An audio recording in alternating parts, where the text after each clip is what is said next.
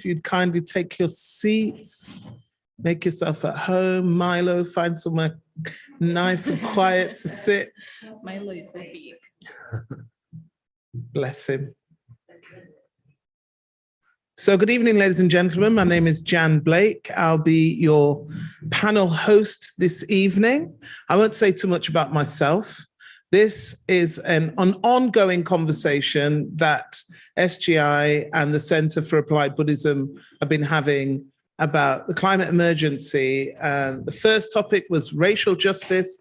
This is climate emergency and global justice and why it's such an important issue. So I'm just going to wait for everyone to settle down. It's okay. Wait till everyone's quite comfortable before I continue.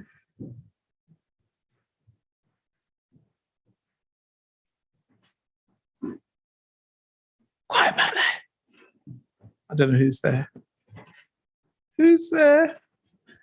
Okay, we're going to wait for you to roll the beer out before we start, because you might draw the attention of the people who should be thinking about climate and justice and not beer. So, okay, I don't know if he's coming back, but if he does, there's nothing we can do about that. So, as I said earlier, my name is Jan Blake. I'll be your chair for this evening's panel discussion. Before we begin, could I invite people to put their phones on silent or vibrate? Please, you can enjoy one or the other of those. But it would be a disappointing thing for phones to go off during the conversation. So, and I would also invite you not to video the panel discussion. Please feel free to take photographs of the people on the panel, but it'd be really good if you did not film it unless you've been given permission. As you can see, there's an official filming going on here. That's the only one that's going to be allowed in the room. So if we can just all agree on that one, that would be great. So, without any further ado, we're just going to get on. I'm not going to do any of the introductions because I think people are far better introducing themselves than I would ever be. So we're going to go along the line. I'm going to start with our guest at the end there. Please introduce yourself and tell us who you are, what you do. Thank you. Hi, I'm Shannon Shah. I'm Director of Faith for the Climate, which is that's what it says on the tin. It's a faith-inspired network of people and organizations that are interested in taking climate action. It's based in the UK. Thank you. Please introduce yourself. I think I'm taller than this. Okay, good. Hello, everybody. My name is Marin Wara. I work for Green Faith International as the Green Faith International Networks Coordinator, and I also help organize a few actions in Africa. Thank you. Thank you very much. And my name is Carol Excel. I'm the Director of Environmental Democracy at the World Resources Institute Center for Equity. Nice to meet you all. Thank you. And finally, last but not least. Hi, everyone. Thank you for being here. My name is Alejandra. I'm the Communications Director at Force of Nature and the founder of Nowadays on Earth. Force of Nature is a youth-led organization mobilizing mindsets for climate action. And in Nowadays, we help people connect with the natural world in urban environments. Great. Thank you all very much. Thank you. So if you'd like to... Oh, I'm so sorry, Rehena. Can you hear me, Rehena? I can now. Thank you. Excellent. And our guest at the far end, please, could you just introduce yourselves and tell us a little bit about what you do? Thank you. Okay, thank you, Jan. Good to see you again. Before I start, I'd just like us to take one breath and just acknowledge the earth that our feet are on this evening, acknowledging the earth that offers us life. So I thought that was really important to do, just to welcome the earth that we sit on and all our ancestors who entered this space with us today. So myself, I'm South African. I live in the UK. I celebrate African and Indian heritage. I'm an engaged Buddhist in the Plum Village tradition of Thich Nhat Hanh, but I practice in various other traditions.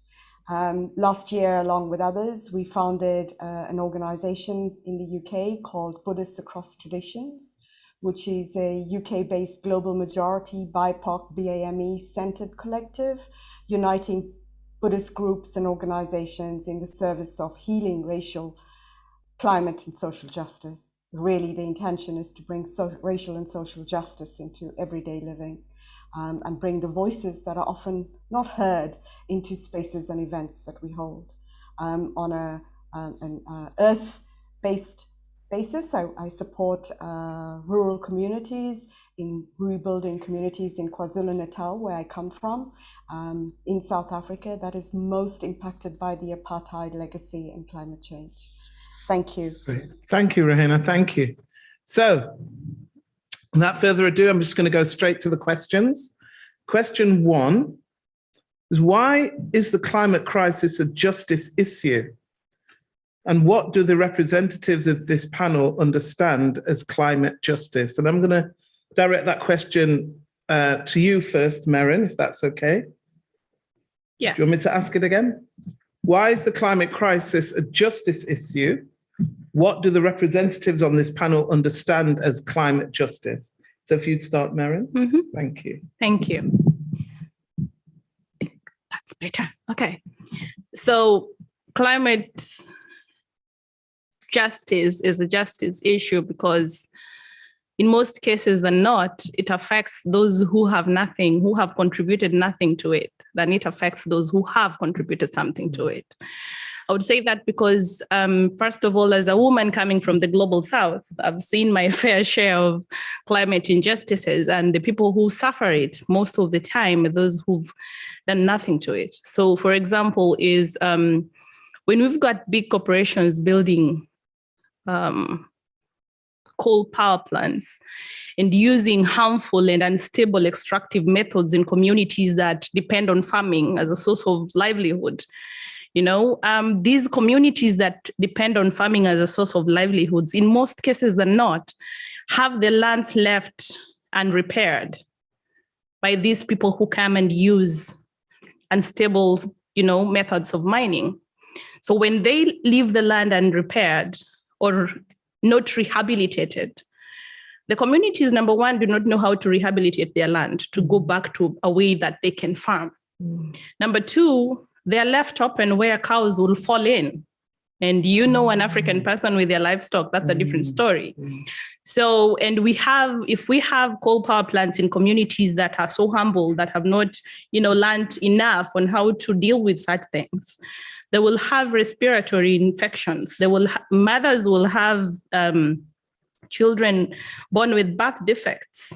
Others will have miscarriages. After miscarriages, then you remain in the scorn of the society, asking you, why are you not giving birth, as if you've got a control over it. But the corporations who've caused this have a lot of money and they've gone away. So you remain there suffering the aftermaths. But number one, you contributed nothing to it. You didn't call them to come. Number two, they didn't ask you if you wanted anything to happen to it. So I think that is why climate injustice in most cases is called an injustice issue, because it happens to somebody who had nothing to do with it, who has no capacity financially or intellectually to deal with the aftermaths. And to answer the second part of your question, whether the panelists understand what climate injustice is, I believe 100% the panelists here today understand, and that is why we are here today. Thank you so much. Thank you. I'd like to bring in some of our other guests. Shannon, would you like to respond to the question? Yeah, just to build on what Merrin has so vividly explained to us. I think the reason why this question needs to be asked and needs to be discussed in this way is because for a long time, the climate crisis or climate change has been framed as an environmental problem, which has scientific or technical solutions. It isn't really. It has social and political causes, and it will need social and political solutions. And the way Merrin has explained, yes, and the reason why it is a justice issue is because it disproportionately affects people who had no hand in causing it in the first place. And we can see this injustice happening not just in countries in the majority world or what we term the global south. We see it happening in the UK as well. Last month was Black History Month, and I'd like to keep remembering that and holding that, and say that actually, even in the UK, people of African or Caribbean descent are much more likely to suffer from the ill effects of pollution, poor housing, jobs that expose them to environmental hazards disproportionately. And yeah, the climate crisis is also a health issue and a rights issue for all of them. So, and having this analysis is not enough about the causes of climate change. It's about what the solutions entail as well. It requires a really deep and critical reevaluation of our political and economic systems on a planetary level and also a local level. So yeah, that's why the climate crisis is a justice issue or an injustice issue. Thank you. Thank you very much. Carol, Alejandra, Sure. Rahena. Yes, I'll build on what the other two speakers said. I definitely agree that it is an issue of justice. As was said, climate change really does accelerate and exacerbate inequalities around the globe. And we can see that every day, just watching the news. Those who are suffering, as was said, are really in the most vulnerable situations. And they had no hand in doing it. And I can't get out of my head the BBC story about Madagascar that has been replaying, I think, on Sky News, just been replaying, it's been termed the first climate famine. Now, what have people in very poor circumstances that earn less than $2 a day in Madagascar, what have they done to cause the climate crisis? Absolutely nothing. And yet children are now, dying, and it's been referred to as the first climate famine in the world. They've had a drought for 3 years, and that's unprecedented. And they have no water, and they can't find water just even to drink or cook and they're calling in humanitarian aid. So a country like Madagascar that has a long, long history of being seen as one of the most biodiverse rich in the world is now having this famine that is killing it, the poorest of the poor. And so if that continues, with their currently being in the Paris Agreement, there's no global fund for loss and damage. Now the Scottish government has announced just recently it's contributing $1 million to a loss and damage fund, but there's no global fund for loss and damage. Where does a country like Madagascar go to get assistance for climate famine? So that's just one example. So it's definitely a justice issue, and I agree we need to start framing it as that, not just the technological solutions can solve this. We need to look at the injustices that have caused it. Thanks. Thank you very much. Alejandra, and then I'll come to you, Rahena.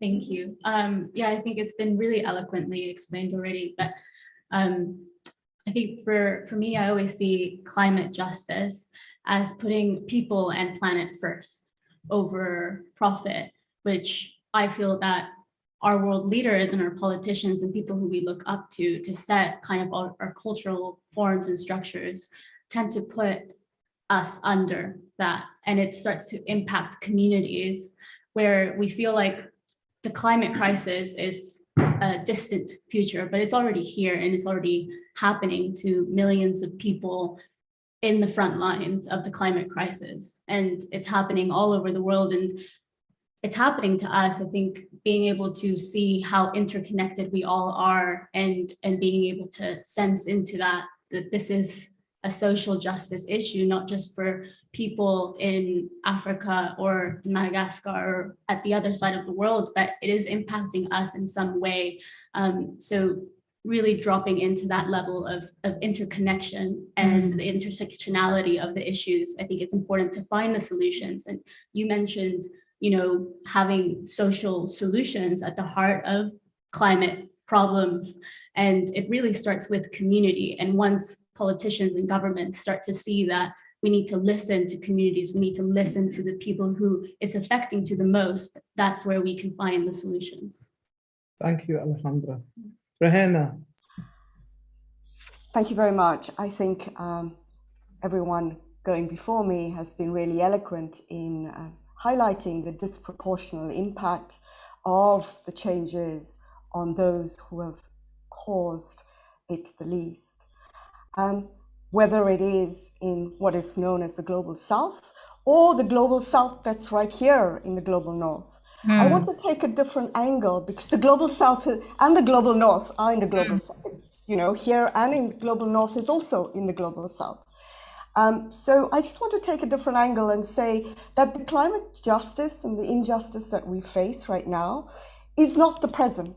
It's deeply entangled with the past. European countries in the voyages of discovery, sanctioned by religion, amassed the wealth, the resources, the power, and the land through 5 brutalities: colonialism, enslavement, genocide, imperialism, and land theft.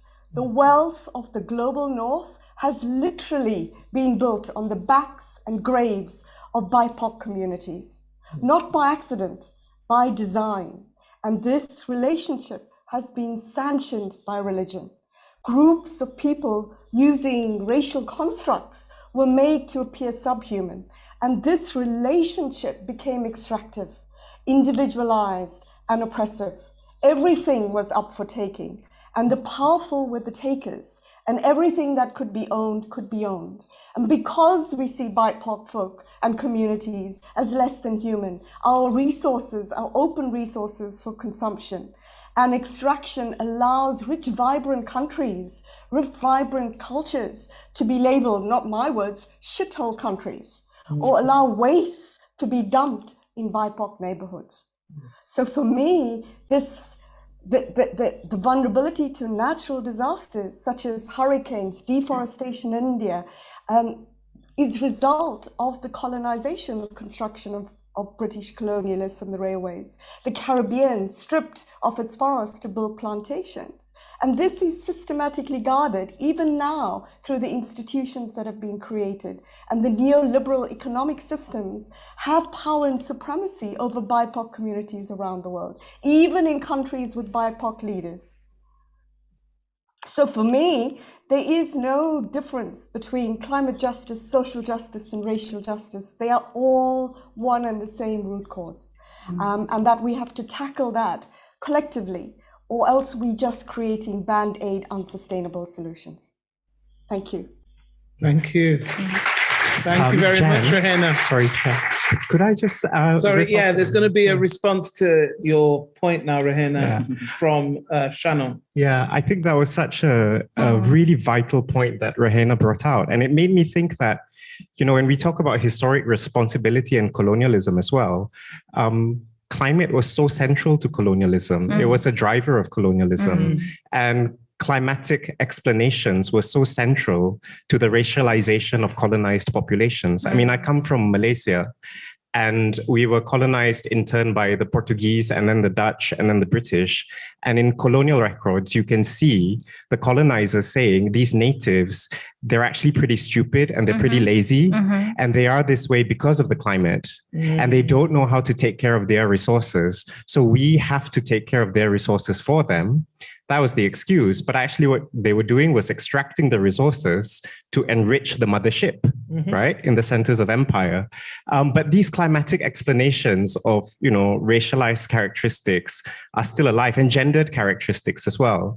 So the other aspect of climate justice, I know this is ironic, I'm the only man on the panel saying this, but I think when we think about climate justice, it's also about how women, especially women in the global south, are way more disproportionately affected. And that's not just because of biology. If it was biology alone, they'd be slightly more affected, but they are 9 to 10 times more affected by climate change than men. Why? Because of a neoliberal patriarchal system that burdens them with care of everyone, from family to people outside, unpaid work, I don't know, just the works. And we've seen it in the UK, where with the COVID crisis, it was Black and brown women, especially, who worked on the front lines, who were most disproportionately affected. And so I think these sorts of conversations have to be brought into the historic responsibility piece as well, like how climate was so central to the ideology of colonialism as well. And it continues to be to this day. Thank you so much, Shannon. Thank you. Yes, you can clap that if you want. I thought it was a really, really important point, well made. And I think it leads quite nicely to the next question, which is, what are the systemic changes then that need to be addressed? And how can this be done? And Carol, I'd like to come to you first for this, if that's okay. Sure. Well, on most posters you see not climate change, but systems change. And I think it's really hard for people to wrap their heads around what we mean by systems change. I mean, even people in academia are trying to wrap their heads around what the systems change mean when you're looking across the world at all the systems that need to change, from energy to food to almost finance.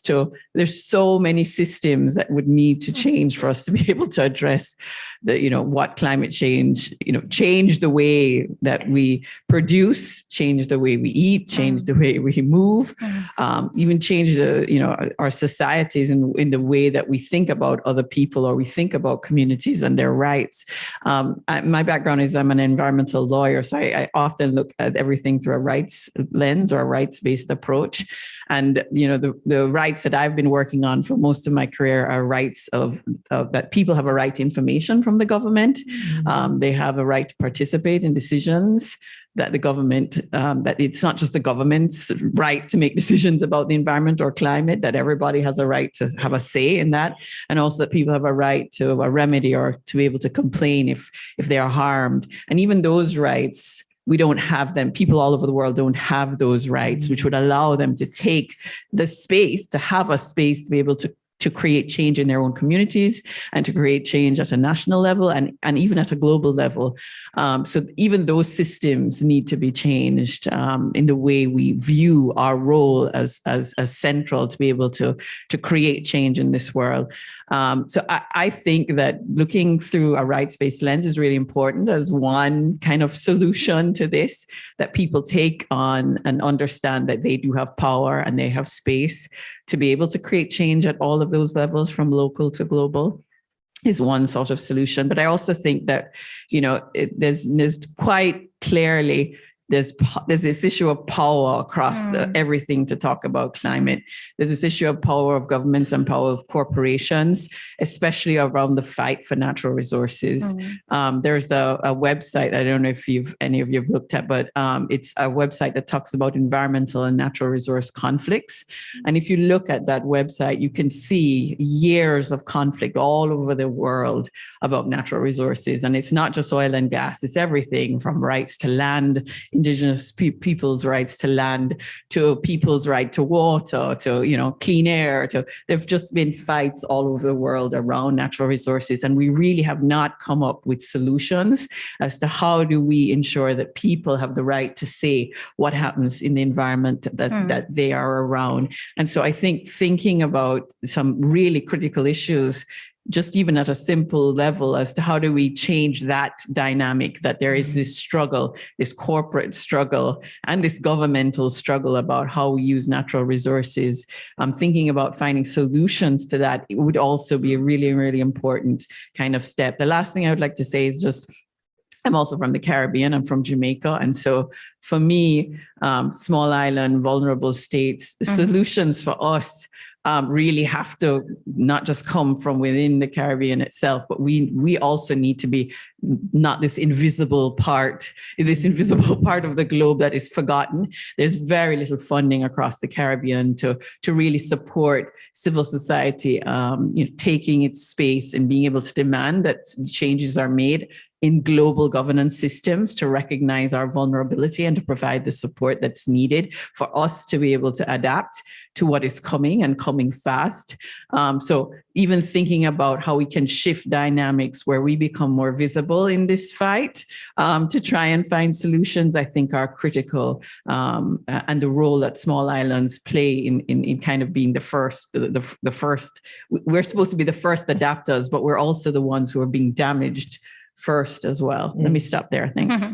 Thank you very much, Carol. Thank you. Rahena, can I bring you in on this one as well? Do you want me to repeat the question? No, I got it. Thank you. Okay. So for me, this question is I think I'd like to address it in two ways, really. One is, when I talk about systems, when we talk about the earth, we cannot talk about the earth as a system. But if we're talking about the degradation that has been created on the earth, then the system is doing exactly what it has been designed to do. The concentration of power and wealth of the dominant European countries is guarded through militarization, through laws, through trade deals, through media campaigns, along with various other associated structures, including the Earth Justice Climate Change movement. So the system is designed and is doing exactly what it has been designed to do. Changing the system, for me, is not sufficient. It requires, a holistic rehaul of exactly what is happening around the world. And the first thing is, for me, is we need to recognize that no one model, no single solution coming from government, coming from whether COP26 will ever achieve any solution, is going to be able to address the issues that we face in different countries. This is exactly the mindset that got us here. One cookie cutter can be rolled out to all countries. This is not the same thinking that will get us out of it. And if we look at our ecosystem, and if we study ecology, we see not just, as it was mentioned earlier, the interconnectedness of all species and all non-living processes and phenomena, but we see that no species, no individual, and no non-living process fulfills just one fixed role in our planetary, local, or societal ecosystem. We have multiple identities, roles, and needs, and they are interdependent. Or as Audre Lorde says, there's no single issue struggle or solution, because we do not live single issue lives.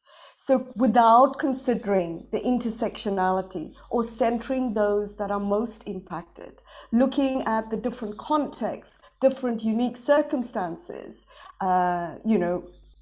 adopting or trying to enforce dominant change maker views, ends up benefiting a very small, limited number of people, disadvantaging even further those who had little to do with the creation of the current situation. So some practices that we talk about, where we say, let's look at population control.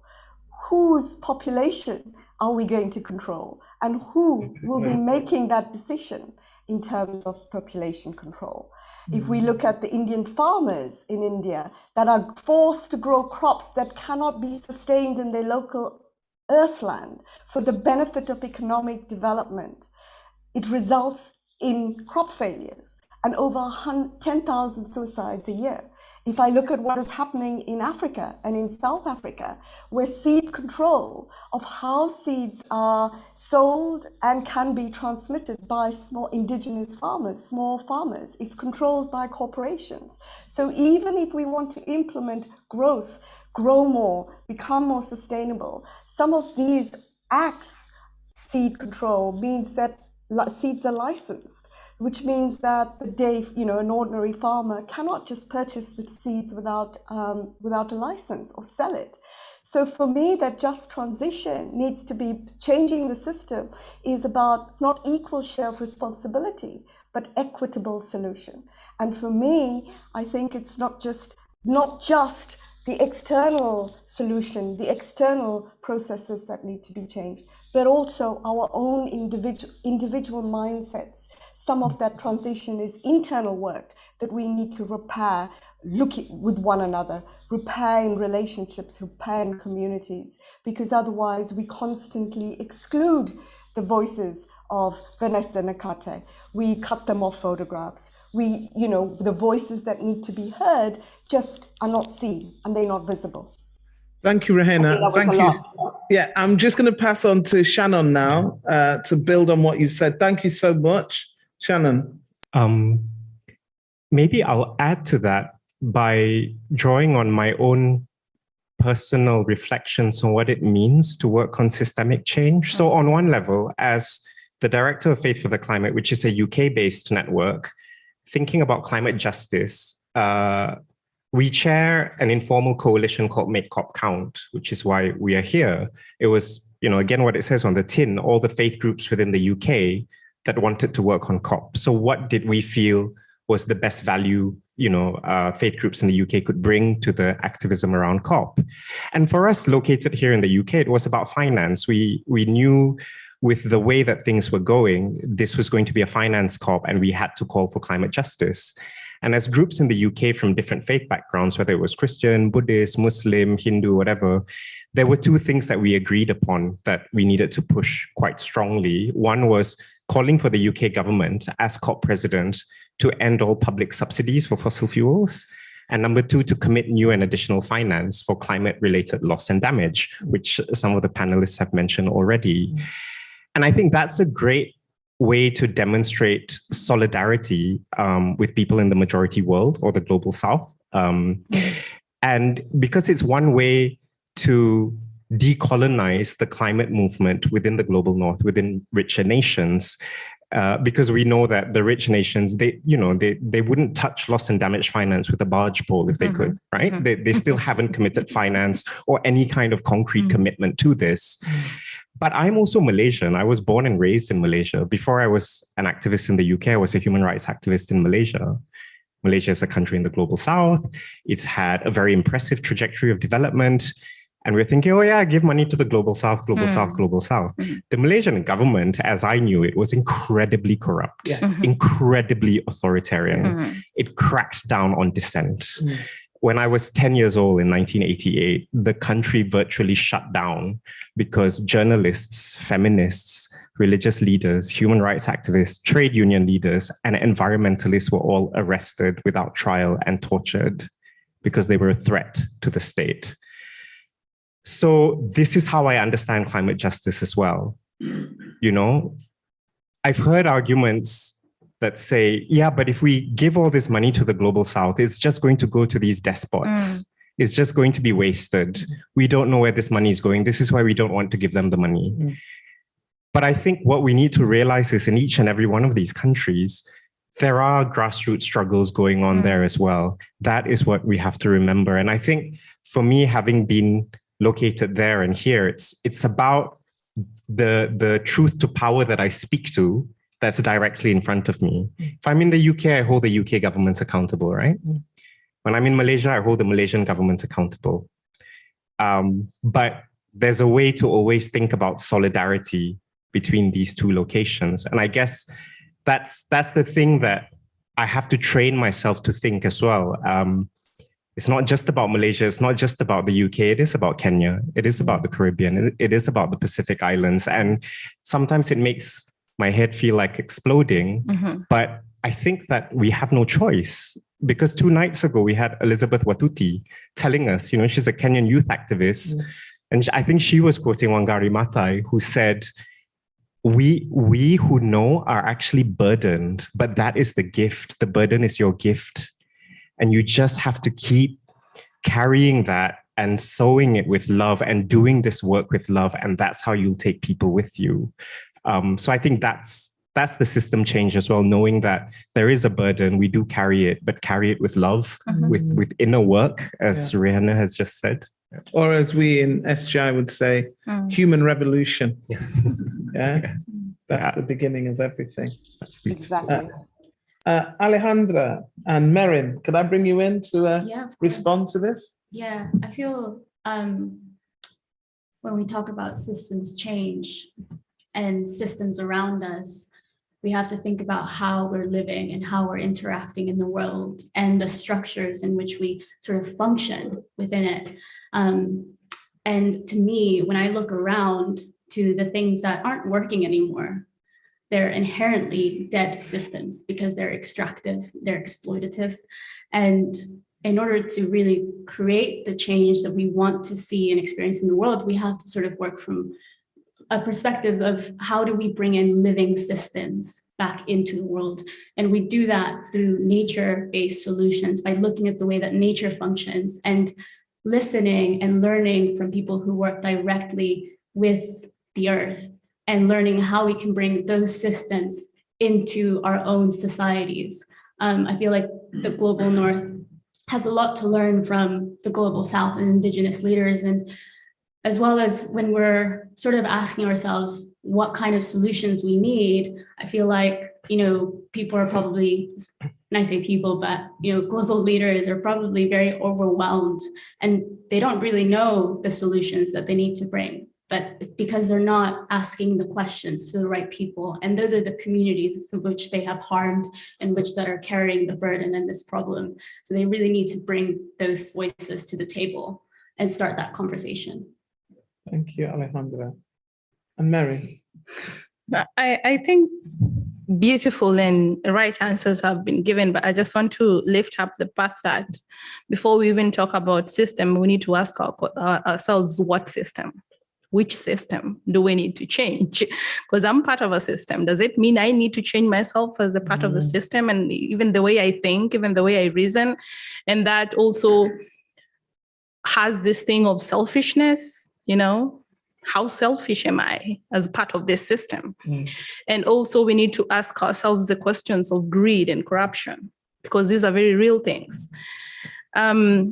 What I would like to say is that I like a point that has been said about, the histories of injustices. And the thing that we need to change, I think the need that my region needs to change is the fact that we need to ask ourselves as a continent, as a region in Africa, what do we need? How much can we consume? I always like saying that sometimes, when our governments are running around and signing deals of, fossil energy and fossil fuel, ask myself, how much do we consume as a country in Kenya, first of all? Do we have industries that need all that base load that they say coal provides? Do we know what we consume at a household level in terms of energy, so that we can be in a position to say we need more, as opposed to what? Somebody talked about just transition, and the question is, I always ask, when just transition from the point of Africa, we are transitioning to what? From what? So in most cases, we need to reevaluate our own system. If it is me as part of that system, I need to reevaluate myself. How much do I need, And yesterday, somebody asked us a question and we felt stupid.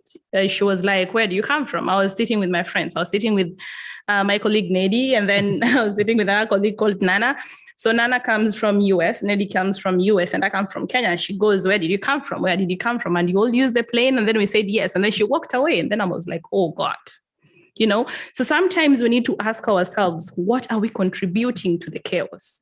Yeah. And I think for us to change that system, then it means that we need to devolve the power. We need to devolve the decision-making processes so that we stop coming to speak on behalf of, so that we take this conversation back where the damage happens. I don't know how many times we deliberately decide to go to a village and start unpacking. Somebody asked, if I go to my village and ask the local farmers what adaptation is, will they even answer me? So sometimes we need to take it back to where it happens, so that we change the system, so that we take the power out of people's hands and give it to the people themselves. So I guess that is where I would leave the question in terms of what system do we need to change and how do we need to change it? Yeah, thank you. Thank you. Thank you very much. So we've touched a little bit with Rahena on faith. So I'm going to go back there now with the next question, which is, what contributions can faith communities make to realizing climate justice? And can you give some concrete examples of good practice in this respect? And I'm going to come straight back to you, Merin, on this question. And then after that, we'll pass to Shannon. So I'll start with an illustration in form of a story that is real. So for a very long time, for you who've been following some stories on coal power plant, that to now is still a discussion that was being brought in Kenya.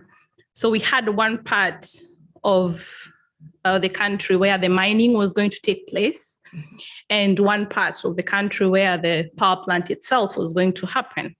And so the question of, or this topic of climate change and everything else is very scientific in sometimes.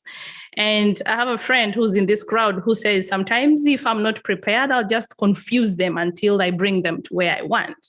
So when we talk climate change and we use these big jargons, and quote numbers and figures, people get lost.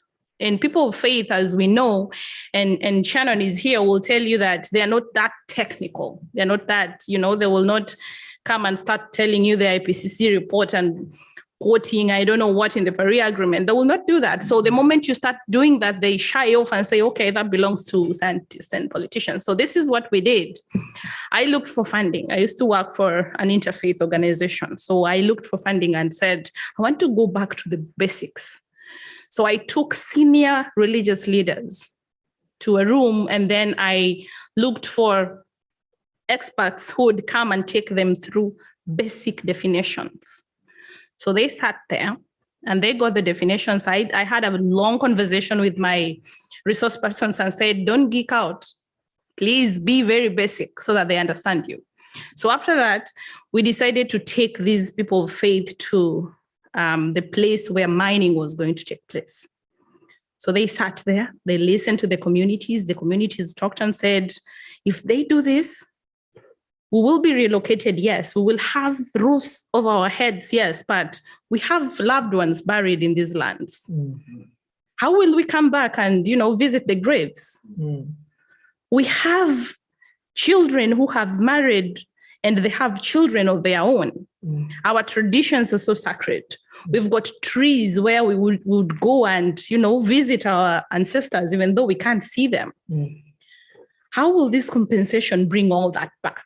Because they want to take us to a flat, an apartment. Mm.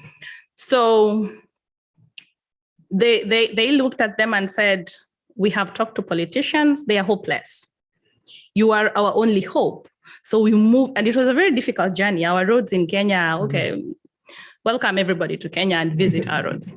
So thank you. So we left that place, and that is a heavily farming community. And then we went to where the plant was going to take place with these religious leaders. And now this is 1 hour, 45 minutes on an open speedboat in the ocean.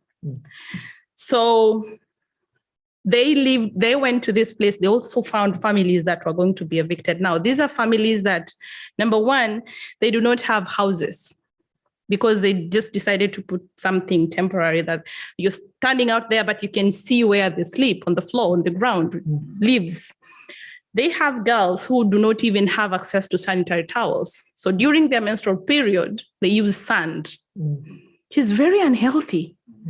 They have children who are supposed to worship. She said, people have rights to certain things. The right to worship is one that is entrenched in our constitution.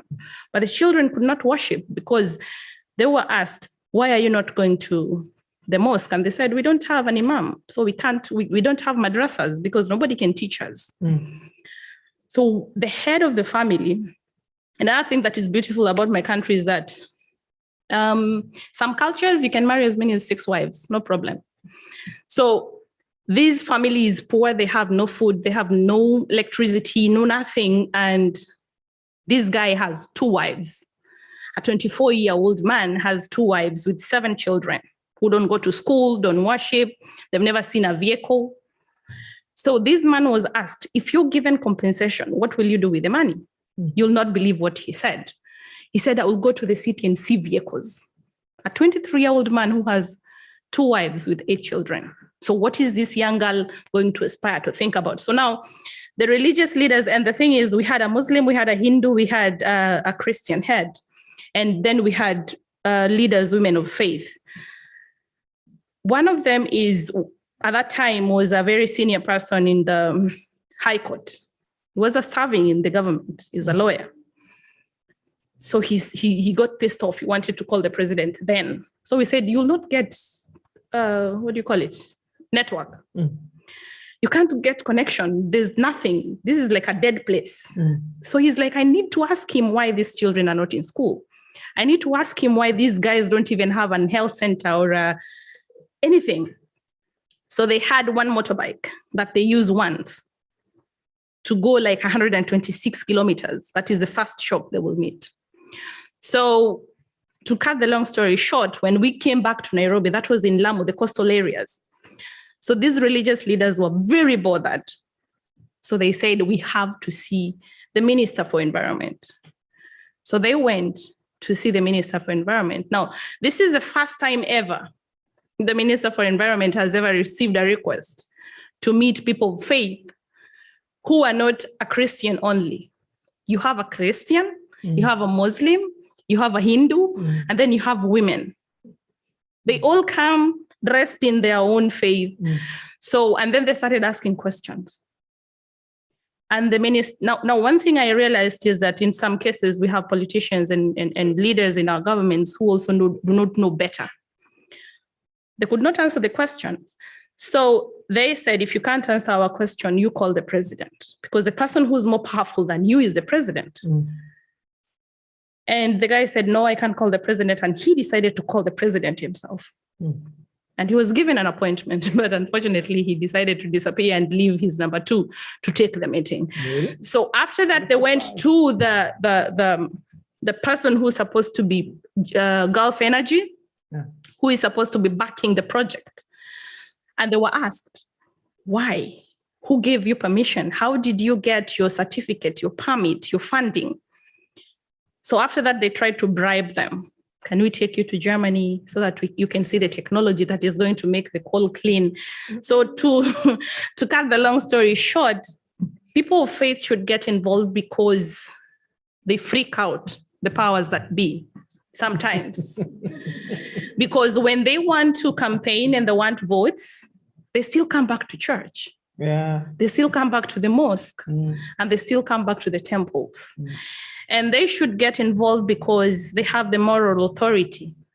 I have seen a quote in the Quran that says they should take care of the environment. The Bible still says the same thing. And if everything else is not said, then the only person who has the biggest gathering at one point in time is a person of faith in their places of worship. So it is important to get them involved because the Gita, the Bible, and the Quran all tell them to take care of the environment. If that is not the case, then all of them have the sole responsibility of taking care of their congregations. Thank you. Thank you very much, Marion. Thank you.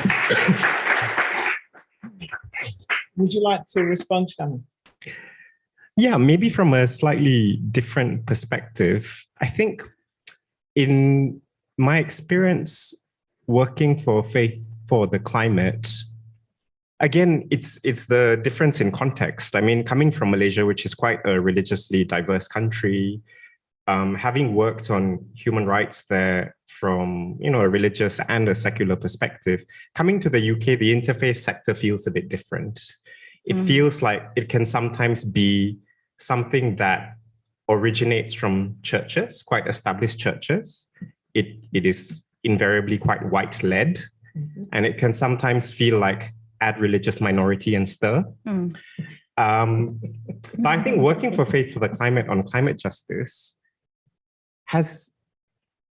it's been different, because when we realized that COP was going to be held in the UK and we were in the middle of a pandemic, we thought, what can we do? So last year we decided that we'd come together with some other groups within our network to put together some workshops focused on communities outside of London.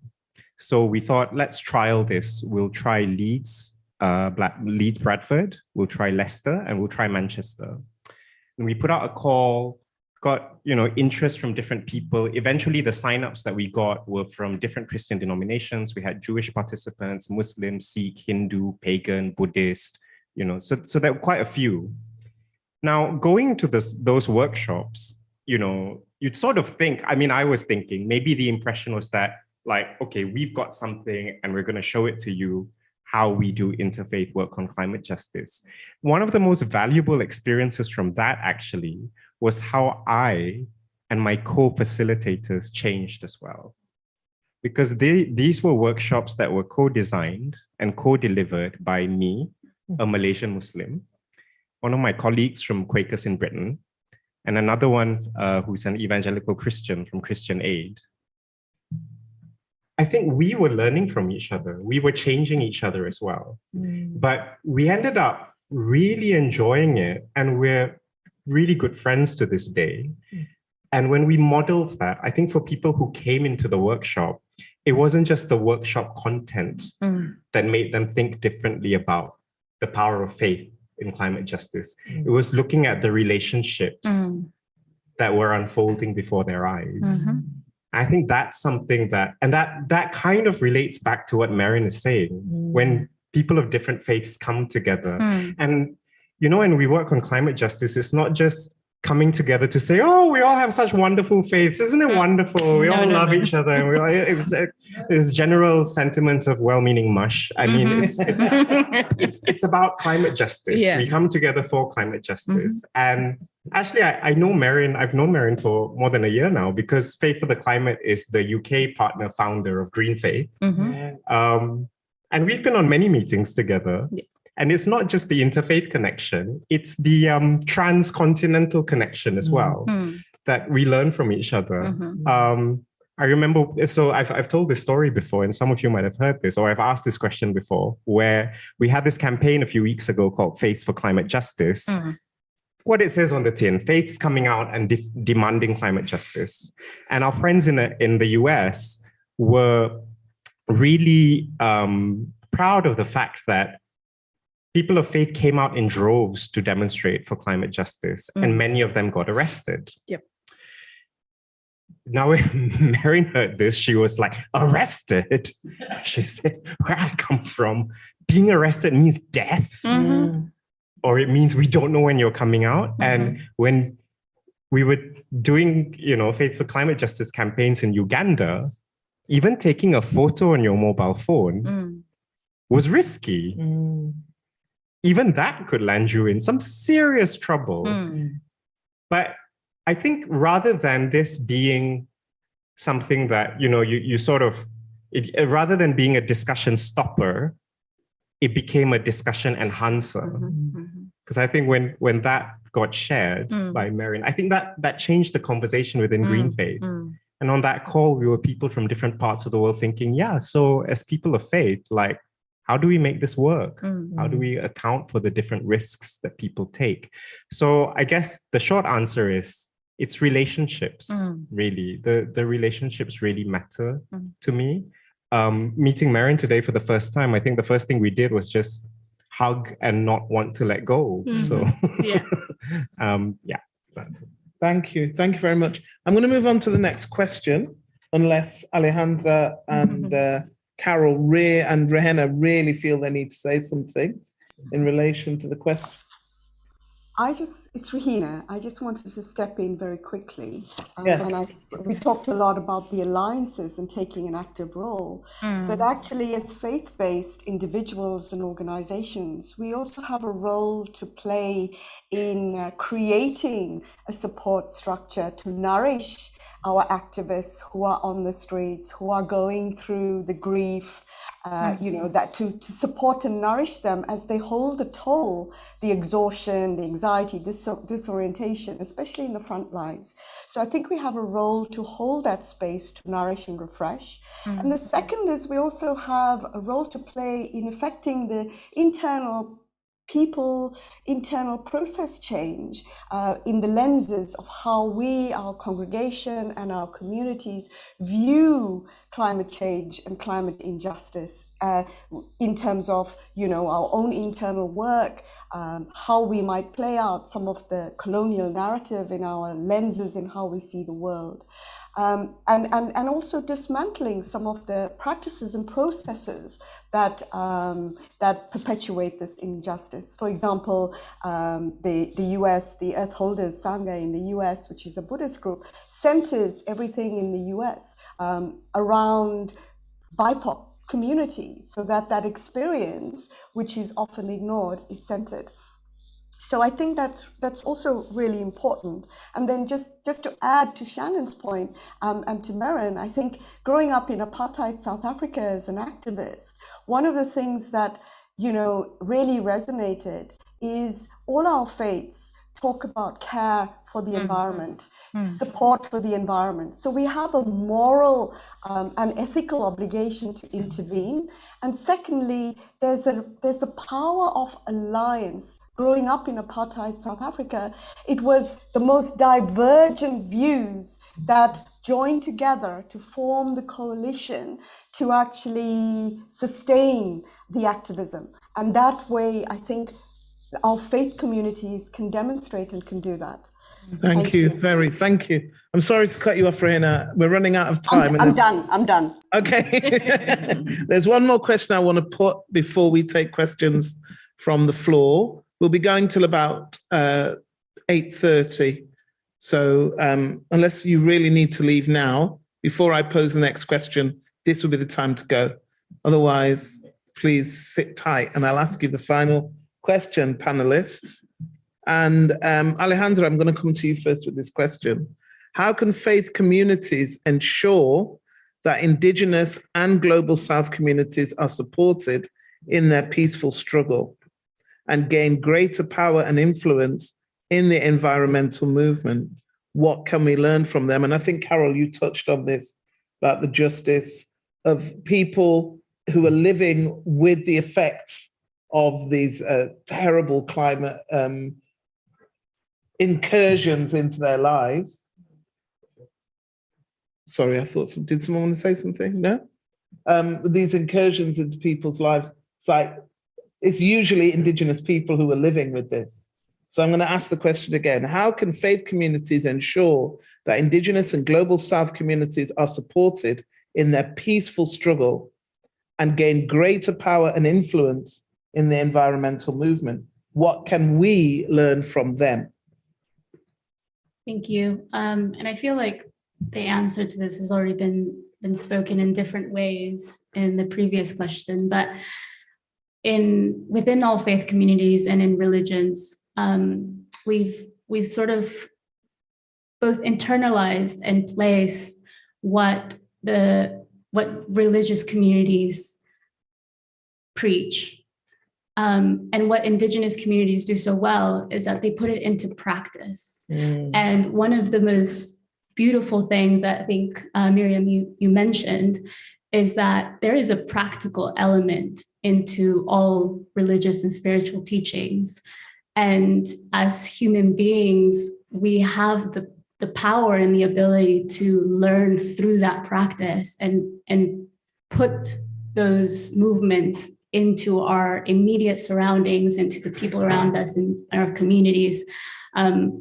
What's really important is to actually, within religious communities, we understand that the change we need is not just sort of an external change, but it's an evolution of consciousness. And there's a system and a process that religions show us through the Bible or through the Bhagavad Gita.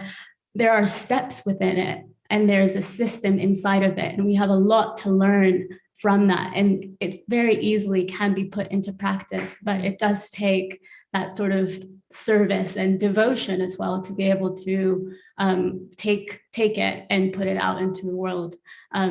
So in that way, I feel like there's a lot of sort of enmeshment into the practicality of what we can do and what we can share.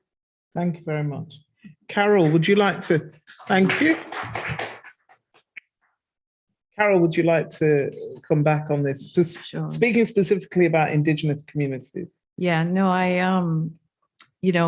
Global Witness just this year in its 2020 report about the killing of environmental defenders, the reports basically this year said that there were the most killings ever of environmental defenders, and most environmental defenders that have been killed were Indigenous. And their latest report said almost four environmental defenders are killed every week. Wow. So, with that kind of a situation in which many people who, especially Indigenous people who stand up to defend their territory, to defend the climate, to defend the environment, to defend their forests, are at such risk, it just shows you the kind of support that is needed. And the church has, in some ways, a very complex relationship, as you know, with Indigenous peoples and local communities.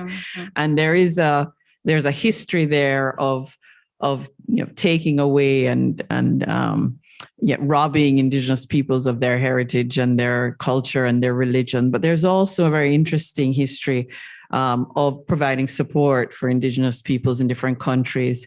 So I think, to me, there's a bit of both, a bit of the recognition of the need for sort of reparations and restoration, but there's also recognition that the church has also been really, really critical in providing protection for indigenous peoples in communities and in countries all over the globe. And how can we understand that role more? How can we strengthen that role? I think is something that still needs to be delved into in many countries.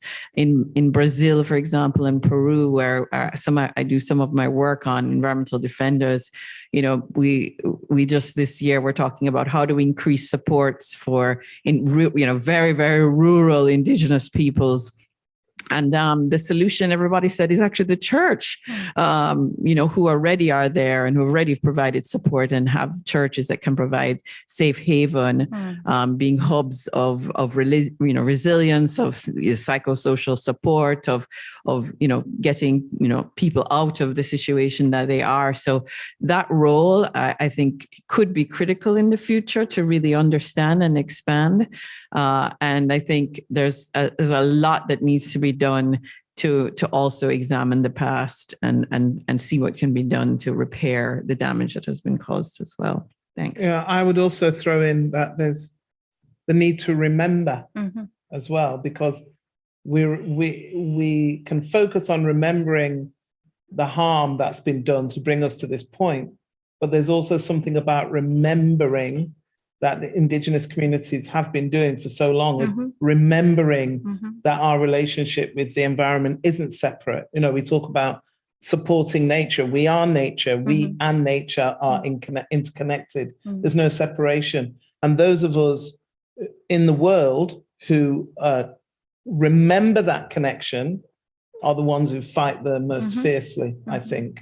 And those of us who've forgotten that connection, we're the ones who on the surface look like we've gotten everything, but we're the one who are the most bereft because of that lack of remembering, literally remembering, reconnecting with this earth upon which we live.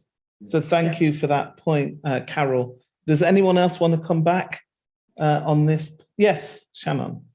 Yeah, I have a cheeky story about this. Before I moved to the UK, I moved here in 2010. For a couple of years, I was also a journalist in Malaysia, covering things like, my beat was basically religion and social justice and human rights. And in that capacity, I covered something called the Asia Pacific Interfaith Dialogue or something, which was in Perth, Australia in 2009. And it had participation from, different countries in the region: Australia, New Zealand, Indonesia, Malaysia, Singapore, and so on. So there were quite a few of us there. And every country sent a delegation to come to craft this interfaith statement that would work for the region of cooperation and understanding and so on. And I went as a journalist to cover it. And on the first night, I was quite impressed, because this was in a 5-star hotel in Perth, and there was a reception dinner, and it was a 5-course meal. It was amazing. It was very religiously sensitive. The Jews got kosher stuff. Who needed vegetarian got vegetarian. It was really well done. And the opening was a ritual by an Aboriginal representative from Australia. And I thought, oh, wow, so it's being opened by this Aboriginal representative. This is Australia acknowledging its history. As the discussions went by and I got my head around it and looked at the program, I noticed that not a single country sent an Indigenous representative, except for New Zealand. And their Indigenous representative was an Anglican priest, right?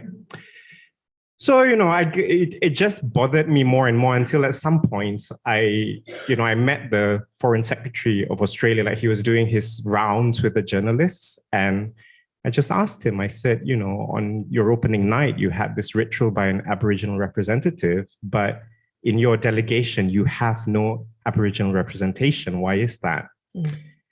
And he looked at me, and then he called the organizer to his side before he gave me an answer.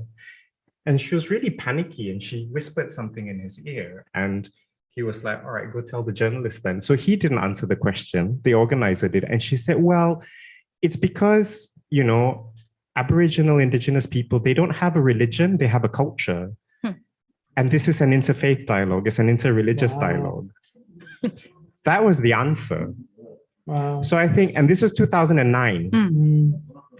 So I think this is where I love what Carol said about the church's complicated history with Indigenous peoples. And even now, when we talk about Indigenous peoples and faith and religion, what is your definition of religion? What is your definition of faith? Yeah.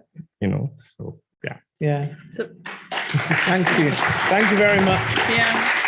Marin just wants to come in here now. Yeah. A quick one. I also think that to answer your question of what can we do to help the faith communities, I think we need to we need to continue promoting interfaith dialogue, because the suspicion and the differences within the faith communities are still very real. There are some parts where you will not find a Muslim and a Christian sitting together. There are some parts where you will not find either the three sitting together. And it's true. In my own country, before I started working with Green Faith, I used to work with the Interreligious Council of Kenya, which never considered Indigenous people as people of faith. So every time you try to bring them on the table, they would ask you, they are not people of faith. So we should also try promoting, you know, interfaith dialogue in terms of if someone like you, a neutral person, would call them on the table. And I love that we are in a church, but not a church, you know, so that they can have these conversations, so that these barriers and myths and misconceptions can be, you know, bridged a little bit. It is also very important for us to try unpacking the jargons and repackage them in ways that they can relate. Because at the end of the day, we cannot achieve climate justice, or we cannot kind of mitigate the impacts of climate if we don't anchor them in a policy. Every country has policies through which they operate. They have regulations through which they operate.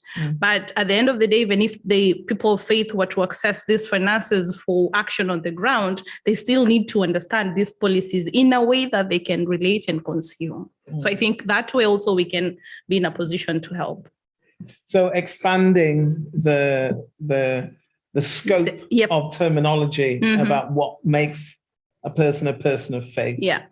And recognizing that the Indigenous communities of the world who are fighting really hard are actually fighting from a perspective of faith, actually. Particularly those at the moment, the voices that I'm hearing a lot are from the Indigenous communities in Canada, at Fairy Creek. At the moment, there's a lot of hoo-ha because those last 2% of those ancient woodlands are being chopped down to make a road. And the people there who are fighting from a perspective of faith, of you worship these trees.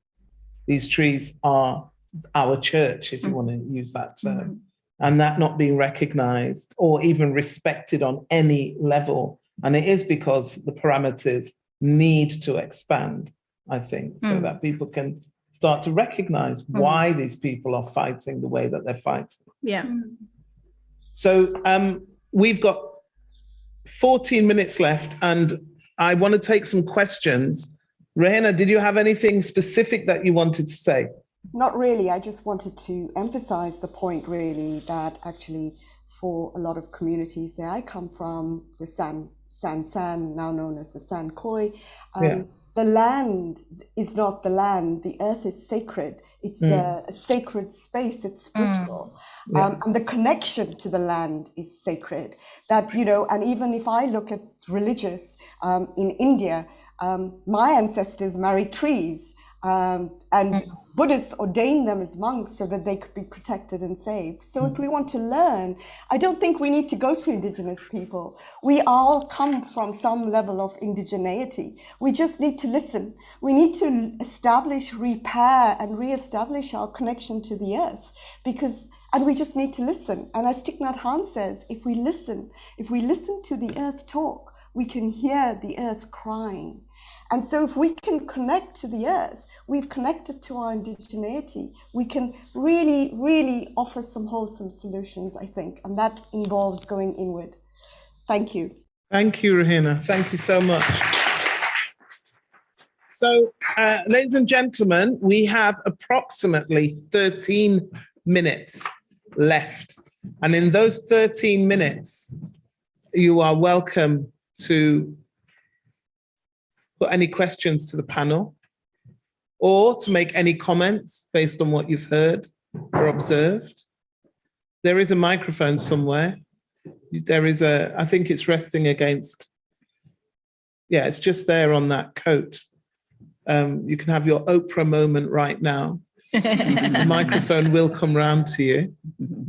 Does anyone have anything to ask or a comment to make? Please feel free. As you can see, we're very open and not scary at all, people.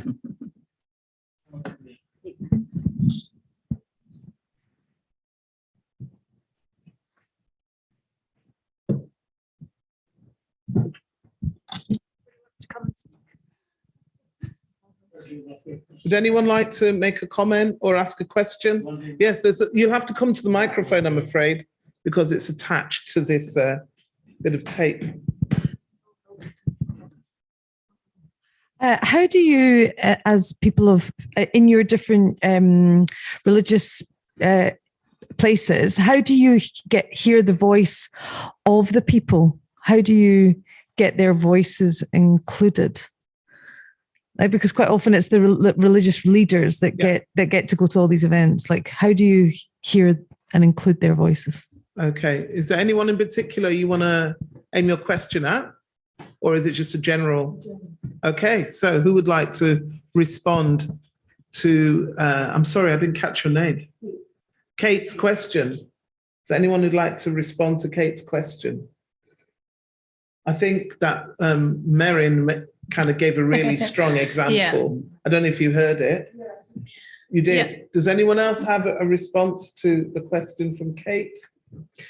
I think just very briefly from a Faith for the Climate perspective, because it's so specific, we are set up, I think it's primarily about climate, and it's for anyone of any faith who wants to take climate action. And I think the people we do attract are the ones who are maybe slightly frustrated or feel slightly isolated within their communities. It's people who don't know, like, how do I change my church? They don't understand, and they just want to find this space. And, they come from different faith traditions, but what they find within Faith for the Climate is other people who have similar experiences, and then they problem solve together. And suddenly it becomes less about arguing about the specific doctrinal differences or similarities between different faiths. It becomes more like, okay, your faith says you care for the environment. My faith says I care for the environment. Good enough. Let's think about how we work on obstacles. So, the Sikhs will say, how do I get the leaders in my Gurdwara to change? Like, I have no idea. I've been doing this. I've been doing that. Suddenly a Muslim activist will say, I had this problem in my mosque. This is what I did. Try that. And then they try, and then they come back and share stuff with each other. So I think that's again why this space, I think, is important within Faith for the Climate, to allow that conversation to happen. And that's happening at a very grassroots level. It's not, no one has to get on a plane, train, or in their car and come to COP to do that. That's a very grassroots approach. It's grassroots, and it's also kind of marginal elite. Do you know what I mean? Like there are some leaders as well who think, how can I get this message across to my congregations? And they're like, Faith for the Climate, can you just give me some ideas? So it becomes that kind of space as well. Excellent, thank you. Does anybody else want to respond, or should I take another question? I think you gave a really big experience, Merin, so I don't think you need to come back. Does anyone else have a question? Yes, could you come down to the microphone, please?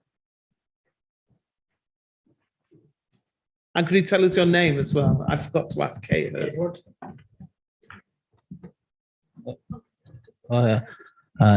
Edward, my name's Edward. I wanted to ask, I've been coming here a few nights. Where's the kind of human element? Obviously, we've got ourselves into the situation. We've treated the planet the way we treat each other. We don't have respect for each other. Even attended a few events, kind of youth events, and I think somebody raised it, how much do we consume? maybe it's more. I'm going to ask a question about this kind of term global south, global north in a minute, but it might affect the global north. How much are we consuming? We've got a Wi-Fi footprint. We consume because we're lonely, we're disconnected from each other. Where's the kind of emphasis on that? How are we getting people to change on that fundamental level? And also, this kind of global south, global north, it's very new to me. I only heard it through these events. It's kind of just popped up. And again, it sounds a bit like another term. And how much, again, we've got to acknowledge things. So I can't think, I'm not best in my history, but I spent some time in Brazil. Now, as far as I know, of course, there's slavery there. There's a historical aspect. Brazil's freed itself. It's a very powerful economy. It's very rich. I spent a brief time there. It's got all these problems are kind of left there. The West isn't really infiltrating. The problems are now internal. So what is the global south and the global north in that case? And is there a danger that's kind of divisive now? Every country has an elite within it. And it's a bit like even at these COP things, one elite talks to another elite. And a bit like, just like the lady said, it's always the kind of leaders talking, even like ourselves who are here. Most people are not here. Most people are outside in the pub. It's a bit like we're talking to ourselves. So, but yeah, maybe that's all. But that kind of term particularly, is there a danger that's just divisive again? And it becomes blaming? At what point do we say, that's the way it was, now what? So acknowledging, but we have to move forward. Very interesting. So from what I'm getting from your question, William, Edward. I don't know why I called you William. You like him better. I need to listen. So Edward, it's my mother's maiden name, so I should have remembered that. So essentially, is using the term global north, global south more divisive? Should we be saying, yes, that happened, but let's move on? But what are we moving on to? And second of all, are we not focusing enough on the human aspect of all of this? I'm not sure, but I'm going to put that question to all of you. Rana, would you like to respond? Whew. Okay, I'll try. So let's see what tugs at my heartstrings at this stage. I think it would be really nice if we could draw a line and say this was the past and it doesn't impact the current.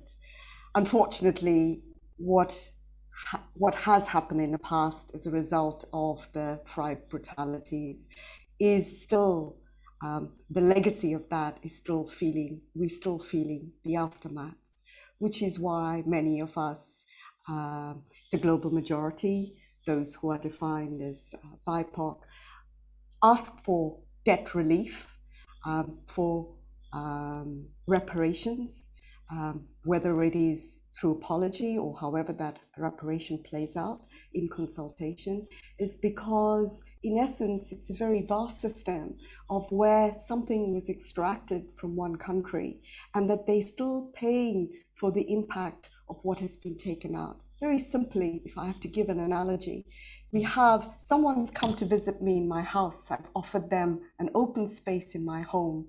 They've come and taken all my worldly belongings.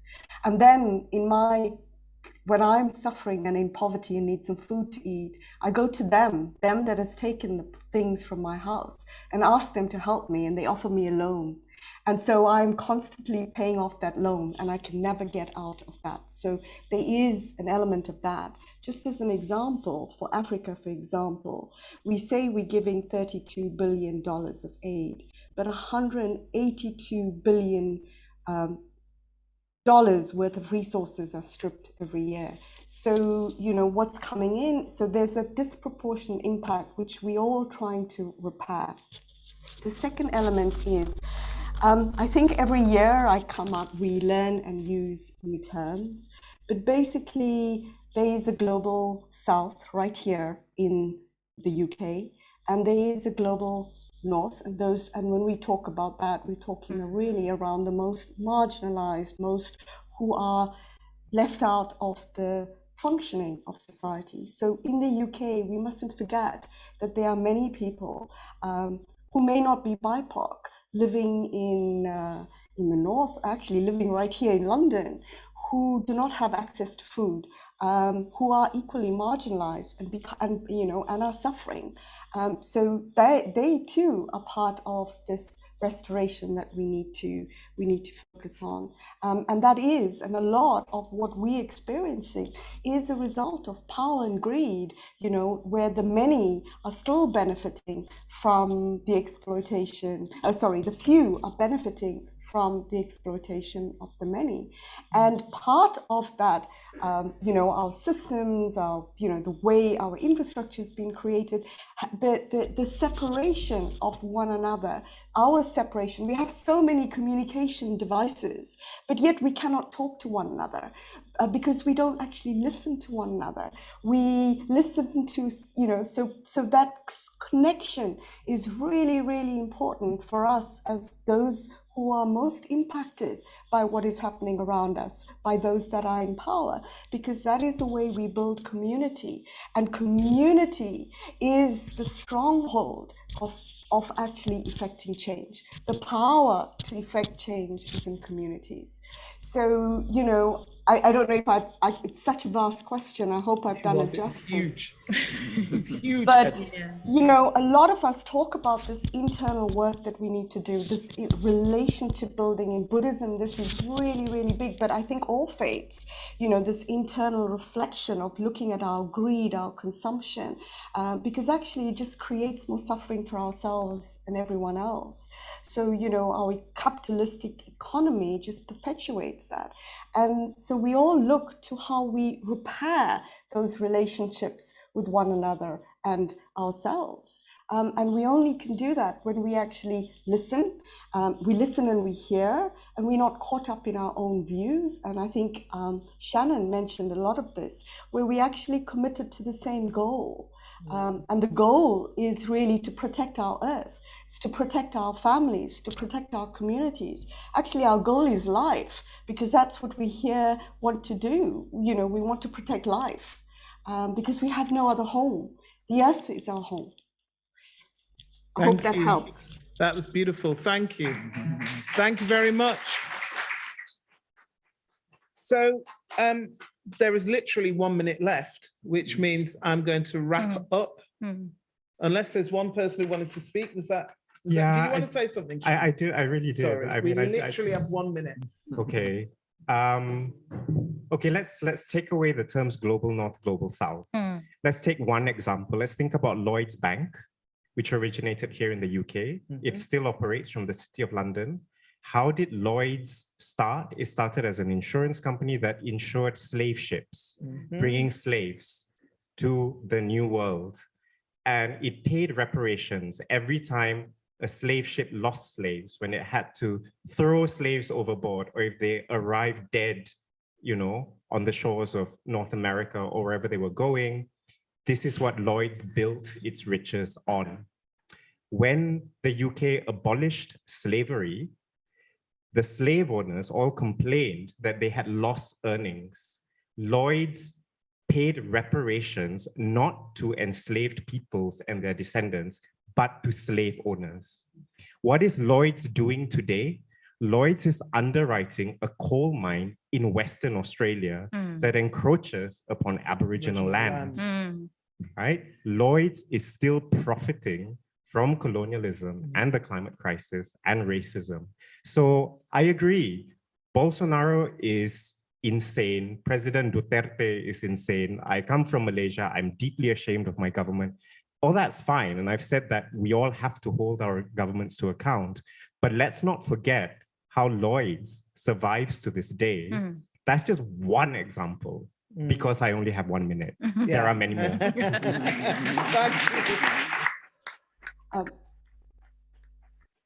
Ladies and gentlemen, please put your hands together. A big thank you to Shannon, to Merin, to Carol, to Alejandra, and to Rahena.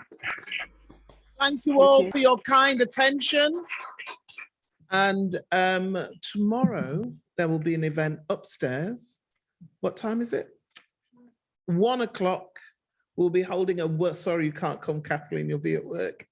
But there'll be a World Cafe tomorrow, which is a workshop stroke Inquiry. There'll be three questions posed. Some questions may come from this, but there may be entirely fresh questions. I'll be running that tomorrow. Please feel free to come. I think numbers may be restricted. If you want more details, Olivia is the person to ask. But for now, thank you so much for coming this evening. Thank you so much to our guests. And hopefully I'll see some of you tomorrow. Thank you very much.